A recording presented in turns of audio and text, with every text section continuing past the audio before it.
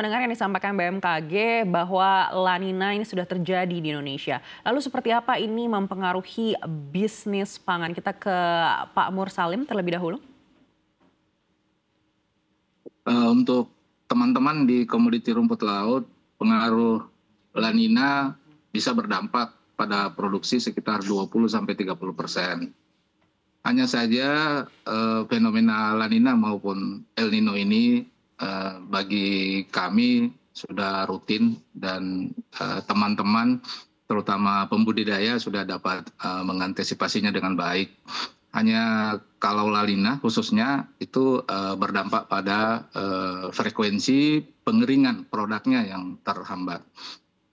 Saya kira seperti itu. Kalau untuk produksi mereka sudah dapat menyesuaikan. Ada gangguan sekitar 20-30% dari biasanya.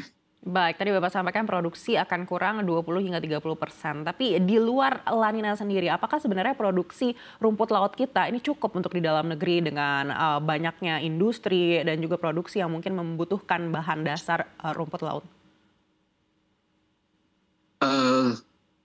Kalau untuk produksi, kita tidak perlu khawatir dari sisi jumlah. Dari data statistik, kita baru memanfaatkan 30% lahan. Kemudian ekspor raw material kita itu hampir sama, bahkan sedikit di atas serapan dalam negeri ya. Artinya dari sisi produksi, kita tidak ada masalah di rumput laut. Kalaupun dikembangkan ke arah hilirisasi yang lebih luas, itu tidak masalah juga. Yang perlu dipertimbangkan adalah regulasi. Saat ini ancaman La Nina maupun El Nino ya itu juga problem, tapi tidak terlalu berpengaruh bagi komunitas kami. Yang lebih berpengaruh adalah tata niaga yang lebih baik, regulasi yang menunjang, karena rumput laut ini mudah dan murah. Dan harapan terbesar dari masyarakat pesisir dan pulau-pulau kecil kita. Kami sangat berharap dengan pemerintahan yang baru, regulasi itu lebih baik, tata niaganya juga diperbaiki sehingga semua pihak lebih baiklah. Saat ini 2 tahun terakhir petani kami mengalami tekanan yang cukup berat dari sisi harga ya. Itu berarti serapan pasar yang bermasalah, bukan produksi. Terima kasih Mbak. Mursalim, sebelumnya kita sudah mendengar Presiden sebelumnya yaitu Joko Widodo berulang kali mengatakan soal hilirisasi rumput laut. Tadi Anda sempat juga mention sedikit bahwa sebenarnya tidak masalah untuk hilirisasi rumput laut ini dari segi produksi begitu. Tapi persiapan seperti apa yang harus dilakukan oleh para petani rumput laut ini untuk bisa menyukseskan program hilirisasi rumput laut? Kendala utama kami di sektor hulu adalah menjaga kualitas.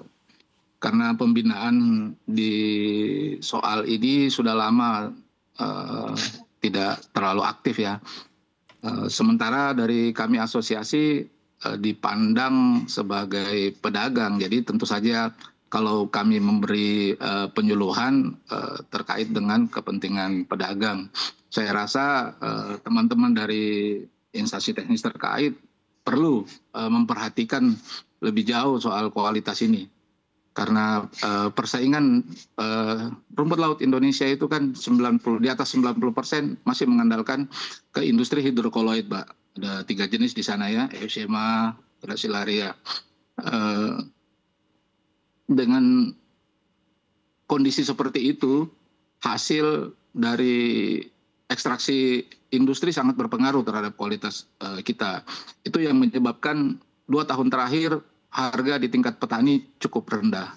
Kami sudah mengupayakan berbagai hal, tapi memang mesti duduk sama-sama untuk merumuskan lagi. Kita berharap dengan pemerintahan yang baru, ada suasana baru, ada keterbukaan, ada komunikasi yang baik antara pelaku dan regulator.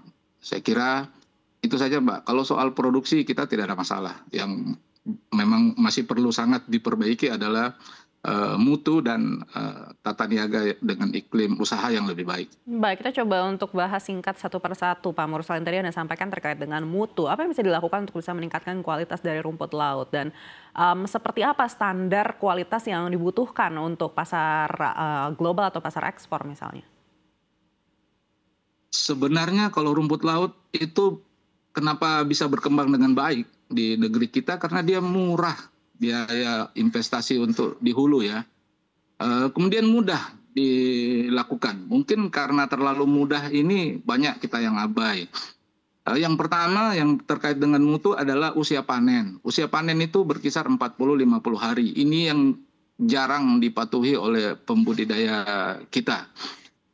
Karena untuk gampangnya Mbak, ini kan ibarat kelapa, santannya yang dibutuhkan oleh industri, santannya. Jadi kalau usianya tidak pas, ekstraksinya itu menghasilkan kualitas yang kurang baik.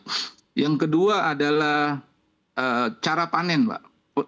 Yang memanen, petugas yang memanen atau tenaga atau buruh yang memanen. 90% kualitas rumput laut setelah pembudidaya sukses mengamankan tugasnya adalah pasca panennya. Pasca panen ini sangat berpengaruh dan kedisiplinan untuk pasca panen yang baik ini masih sangat rendah, sehingga banyak sebenarnya rumput laut itu sudah bagus dari tangan petani, tapi setelah proses panennya yang kurang baik, ini menghasilkan gangguan. Kemudian penyimpanan dan distribusi. Pasca panen yang baik akan mengamankan proses fermentasi ya. Jadi kalau dia kering, standar dari petani yang dilakukan oleh para pemanen itu, dalam distribusi tidak akan kesulitan. Kemudian diekstraksi di pabrik juga hasilnya tetap maksimal. Hanya saja proses ini sekali lagi masih banyak kendala di lapangan, sehingga rentetan sampai ke industri hasilnya kurang maksimal, Mbak ya. Ini perlu sangat perhatian sekali. 90% kualitas rumput laut Indonesia ditentukan oleh pasca panen yang benar. Pasca panen yang benar. Kemudian ada beberapa hal yang bisa diperbaiki oleh pemerintah dalam rangka meningkatkan produksi dan melakukan efisiensi bagi pembudidaya. Karena di hulu yang diperbaiki, perbaikan di hulu itu sangat berpengaruh dengan hilir, Mbak. Jadi kalau HPP dan produktivitas yang tinggi di petani, kemudian HPP-nya lebih rendah, ini meningkatkan daya saing. Daya saing ini akan memberikan dampak kepada daya saing industrinya juga. Jadi seperti itu, Mbak. Baik, tadi Anda sampaikan terkait dengan pasca panen begitu ya. Apakah dibutuhkan investasi tambahan juga untuk bisa meningkatkan kualitas ini artinya? Karena produk ini sangat mengandalkan kualitas itu dari sinar matahari, Mbak. Karena kalau sudah dicoba, kalau ada mesin pengering itu cukup menolong. Hanya saja menurut ahli dari industri yang sudah berpengalaman, pengeringan dengan matahari, dengan ultravioletnya itu sangat membantu mereka dalam proses. Ada dengan pengering, kalau suhunya kemudian timernya tidak tepat, itu bisa mengganggu ikatan molekul yang ada di dalam rumput laut. Jadi memang sangat dibutuhkan pendampingan di tingkat bawah ya, agar budidayanya dilakukan secara benar, pasca panennya dilakukan secara benar, kemudian kita bisa membantu dengan titik-titik distribusi. Karena umumnya kita kan ada di pesisir, Mbak. Kadang apalagi yang misalnya produksinya ditambak itu butuh. Jadi dibutuhkan misalnya bantuan pangkalan pendaratan yang layak bagi teman-teman yang berbudidaya di laut, kemudian dermaga tambat untuk mereka yang berbudidaya di tambak dan ada di pulau-pulau kecil itu. Saya kira dengan membantu seperti itu, biaya logistik dari mereka, kecepatan sehingga produk itu segar sampai ke industri, itu akan sangat membantu, Mbak. Saya kira ini memang butuh koordinasi dan kerjasama yang lebih baik lah dari ya teman-teman kami, termasuk kami, itu juga jadi tugas utama yang mesti kami benahi dari asosiasi, dan tentu saja pemerintah sebagai regulator yang memiliki anggaran, yang memiliki personal untuk dapat membantu mereka.